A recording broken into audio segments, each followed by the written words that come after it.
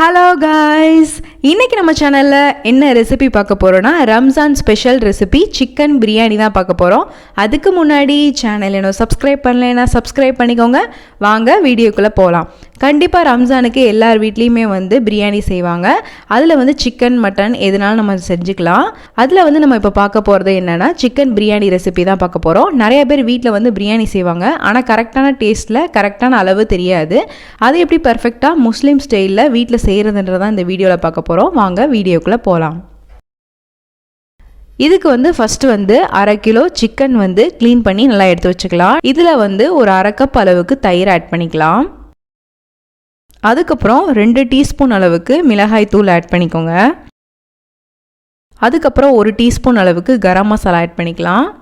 1 teaspoon அளவுக்கு உப்பு add பண்ணிக்கோங்க. இதில் கொத்தமல்லி புதினா கொஞ்சமாக ஆட் பண்ணி நல்லா ஃபஸ்ட்டு மிக்ஸ் பண்ணி வச்சுக்கலாம். இப்போ பார்த்திங்கன்னா நான் இது எல்லாமே ஆட் பண்ணிவிட்டு நல்லா மிக்ஸ் பண்ணி வச்சுக்கிறேன். உங்களுக்கு புதினா கொத்தமல்லி மிக்ஸ் பண்ண பிடிக்காதுன்னா நீங்கள் அதை ஸ்கிப் பண்ணிக்கோங்க. இதோடய சேர்த்து மிக்ஸ் பண்ணோம்னா நல்லா வாசமாக இருக்கும். இப்போ நான் எல்லாத்தோடையும் நல்லா மிக்ஸ் பண்ணிட்டேன். இப்போ பார்த்திங்கன்னா நான் இதுக்கு மேலேயே ஆயில் கொஞ்சமாக ஆட் பண்ணி அப்படியே மேரினேட் பண்ண போகிறேன். இந்த ஸ்டெப்பை நீங்கள் ஸ்கிப் பண்ணிவிட்டு டேரெக்டாகவும் நீங்கள் செய்ய ஆரம்பிச்சிடலாம். ஆனால் ஊற வச்சுட்டு செய்யும் போது கறி நல்லா சாஃப்டாக இருக்கும். இப்போ பார்த்திங்கன்னா 1 டேபிள் ஸ்பூன் அளவுக்கு நான் எண்ணெய் ஆட் பண்ணிவிட்டு இப்போ இதை ஓரமாக வச்சுக்கலாம். இதை நீங்கள் ஃப்ரிட்ஜில் வச்சாலும் சரி இல்லை வெளியில் வச்சாலும் சரி எப்படினாலும் ரெடி பண்ணிக்கோங்க. இப்போ இன்னொரு சைடு நான் காப்படி அளவுக்கு அரிசி எடுத்திருக்கேன். இது நார்மலாக நாங்கள் குக் பண்ணுற அரிசி தான். உங்ககிட்ட பாஸ்மதி ரைஸ் இருந்தாலும் சரி இல்லை சீரக சம்பா ரைஸ் இருந்தாலும் சரி எதுனாலும் நீங்கள் ரெடி பண்ணிக்கலாம். நான் இதில் காப்படி அளவு எடுத்திருக்கேன். என்னோடய கப்பில் பார்த்திங்கன்னா காப்படி 2 கப் அளவுக்கு கரெக்டாக இருக்கும். ஸோ நான் இதில் 2 கப் அளவுக்கு காமிக்கிறேன் உங்களுக்கு. இப்போ அதில் தண்ணி ஊற்றி நல்லா ஃபஸ்ட்டு அலசி வச்சுக்கோங்க. நல்லா க்ளீன் பண்ணி வச்சுட்டு இப்போ தண்ணி ஊற்றி நல்லா ஒரு அரை மணி நேரம் ஊற வச்சு எடுத்துக்கலாம். இப்போ இது தனியாக இருக்கட்டும். இப்போ நம்ம பிரியாணி மசாலா ரெடி பண்ணிக்கலாம். இப்போ இதுக்கு ஃபஸ்ட்டு 2 டீஸ்பூன் அளவுக்கு மல்லி ஆட் பண்ணிக்கிறேன். அதுக்கப்புறம் 1 டீஸ்பூன் அளவுக்கு சீரகம், 1 டீஸ்பூன் அளவுக்கு சோம்பு, 1 டீஸ்பூன் அளவுக்கு மிளகு, பட்டை 1 குச்சி, பிரியாணி இலை 1 இலை ஆட் பண்ணிக்கிறேன். அதுக்கப்புறம் அன்னாசி பூ 1, 2 ஏலக்காய், அதுக்கப்புறம் லவங்கம் பார்த்திங்கன்னா ஒரு 4லேருந்து 5 ஆட் பண்ணிக்கோங்க. அதுக்கப்புறம் கடல் பாசி ஒரு 3 இலைகள் இந்த மாதிரி ஆட் பண்ணிக்கிறேன். இந்த பிரியாணி மசாலா பார்த்திங்கன்னா ரொம்பவும் உரைக்காது, நார்மலான டேஸ்ட்டு, எல்லாருமே சாப்பிட்லாம். வயசானவங்க சின்ன குழந்தைங்க எல்லாருமே சாப்பிட்ற மாதிரி தான் இருக்கும். அந்த மாதிரி தான் நான் மசாலா ரெடி பண்ணியிருக்கேன். இது பார்த்திங்கன்னா உங்களுக்கு காரம் கொஞ்சம் வேணும்னா நீங்கள் மிளகு கொஞ்சம் அதிகமாக ஆட் பண்ணிக்கலாம். இப்போ இது நல்லா ட்ரை ரோஸ்ட் பண்ணி எடுத்துக்கலாம் ஒரு 5 நிமிஷத்துக்கு. இப்போ நல்லா ரோஸ்ட் பண்ணி எடுத்தாச்சு. இதை மிக்ஸி ஜாரில் போட்டு நல்லா கொரகொரப்பாக அரைச்சி எடுத்துக்கோங்க.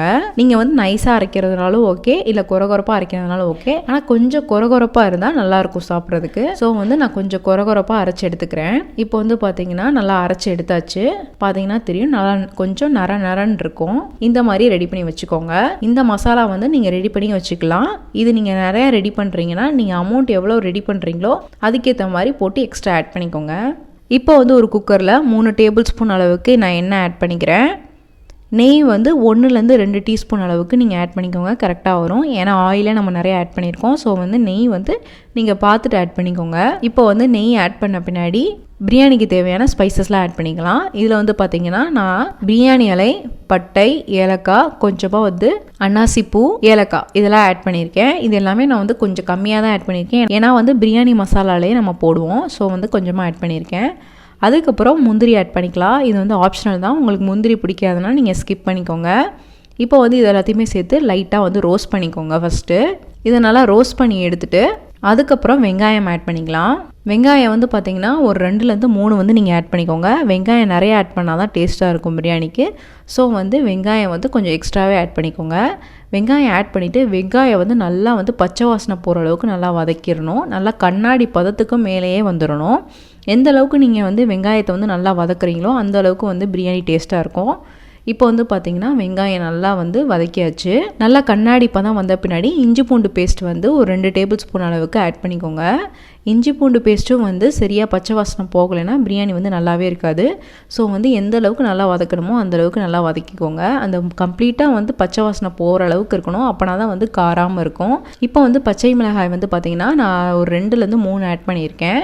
அது கரெக்டாக இருக்கும். நீங்கள் காரம் நிறையா சாப்பிடுவீங்கன்னா 4-5 கூட ஆட் பண்ணிக்கோங்க. இதையும் சேர்த்துட்டு நல்லா வதக்கிக்கலாம். இப்போ வந்து புதினா வந்து ஒரு அரை கை அளவுக்கு நான் ஆட் பண்ணிக்கிறேன்.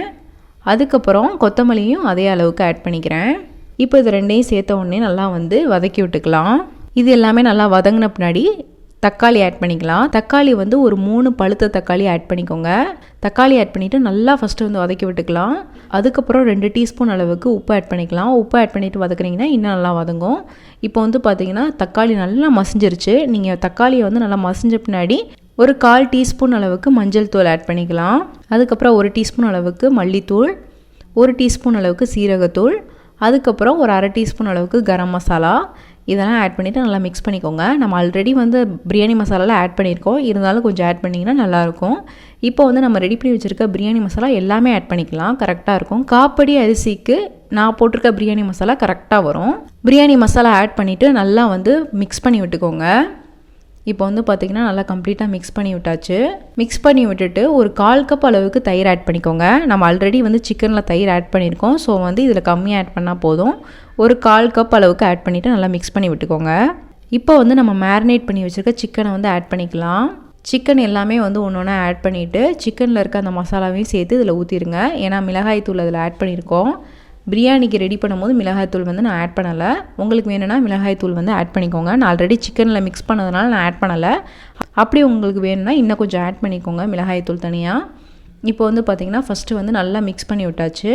நல்லா இது எல்லாமே வந்து மசாலாவோட மிக்ஸ் பண்ணி விட்டுட்டு ஒரு 5 நிமிஷம் நல்லா வந்து குக்கரில் மூடி போட்டு நல்லா வேக வச்சு எடுத்துக்கோங்க. கேஸட் மாட்டாதீங்க, நார்மலாக வந்து மூடி போட்டு நல்லா வேக வச்சுக்கோங்க. இப்போ வந்து பார்த்திங்கன்னா ஒரு 5 நிமிஷத்துலேயே நல்லா வந்து பபிள்ஸ் வர ஆரம்பிச்சிருச்சு. இப்போ வந்து நம்ம ஊற வச்சுருக்க அரிசியை வந்து கொஞ்சம் கொஞ்சமாக எடுத்து ஆட் பண்ணிக்கோங்க. இப்போ வந்து நான் 2 கப் அரிசிக்கு வந்து எவ்வளோ தண்ணி ஊற்றணும்னு நான் சொல்லியிருக்கேன்னா 4 கப்பு அளவுக்கு தண்ணி ஊற்றணும். நீங்கள் எந்த கப்பில் எடுக்கிறீங்களோ அதே கப்பில் 4 கப் அளவுக்கு தண்ணி ஆட் பண்ணிக்கோங்க. ஏன்னா நீங்கள் அரிசியை எந்த கப்பில் எடுக்கிறீங்களோ அந்த கப்பில் தண்ணி ஆட் பண்ணால் தான் கரெக்டாக வரும். இப்போ வந்து எல்லாமே ஆட் பண்ணிவிட்டு லாஸ்ட்டாக வந்து எலுமிச்சம்பழ சாறு வந்து ஒரு அரை ஆட் பண்ணிக்கலாம். நான் அரை கட் பண்ணி ஆட் பண்ணியிருக்கேன். இப்போ வந்து லாஸ்ட்டாக வந்து 1 டீஸ்பூன் அளவுக்கு நெய் ஆட் பண்ணிவிட்டு மூடி வச்சுருங்க. இது வந்து பார்த்திங்கன்னா ஒரு 1லேருந்து 2 விசில் அளவுக்கு வேகணும். நீங்கள் 3 விசில் வச்சுட்டிங்கன்னா குழஞ்சிரும். ஸோ வந்து 1லேருந்து 2ஓட ஸ்டாப் பண்ணிக்கோங்க, கரெக்டாக வரும். இப்போ வந்து பார்த்திங்கன்னா பிரியாணி ரெடி ஆயிடுச்சு. இப்போ வந்து நான் ஸ்டவ்லேருந்து எடுத்துகிட்டு ப்ரெஷர்லாம் நல்லா ரிலீஸ் ஆன பின்னாடி ஓப்பன் பண்ணிக்கிறேன். நீங்கள் தம் பிரியாணி மாதிரி செய்கிறீங்கன்னா தோசைக்கல் வச்சுட்டு அதில் ஒரு 1/2 அன் ஹவர் அப்படியே வச்சுட்டு எடுத்திங்கன்னா ரெடி ஆயிரும். நான் வந்து நார்மலாக வந்து ப்ரெஷர் ரிலீஸ் ஆன பின்னாடி எடுத்துக்கிறேன். இதில் வந்து நெய் நீங்கள் விருப்பப்பட்டால் மேலேயே ஆட் பண்ணிக்கலாம். ஆட் பண்ணிவிட்டு மிக்ஸ் பண்ணிக்கோங்க.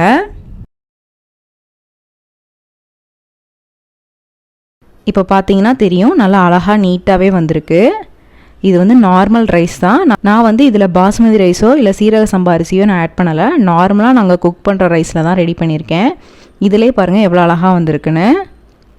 இப்போ நான் க்ளோஸ்அப்பில் காமிக்கிறேன் பாருங்கள். சிக்கன் பீஸ்லாம் நல்லா வந்திருக்கு. நல்லாவே அடி பிடிக்காமல் நீட்டாக வந்திருக்கு. இதே அளவில் செஞ்சு பாருங்கள், கரெக்டாக நல்லா சூப்பராகவே வரும். இப்போ வந்து நம்ம சர்வ் பண்ணிக்கலாம்.